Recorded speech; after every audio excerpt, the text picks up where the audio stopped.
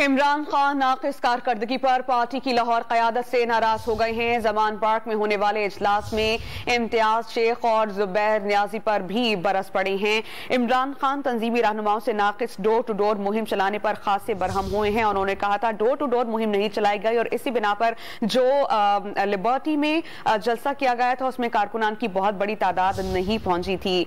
वाज़े रहे कि इमरान खान अपना टेम्पो बरकरार रखे हुए हैं, प्रेशर बिल्ड कर रहे हैं दीगर जमातों पर और उनकी यही कोशिश है कि ज्यादा से ज्यादा इंटैक्ट रखें अपने कारकुनान को, अपने वोटर्स को। लेकिन सूरत हाल यही देखने में आई थी कि तंजीमी रहनुमाओं की जानिब से डोर टू डोर मुहिम नहीं चलाई गई थी। इसी पर इमरान खान बरहम हुए। हमारे साथ मौजूद हैं डॉन न्यूज़ के नुमाइंदे अली वकार, उनसे जानते हैं। अली वकार, बताइएगा, नाराजगी की यही वजह थी कि डोर टू डोर मुहिम नहीं चलाई गई?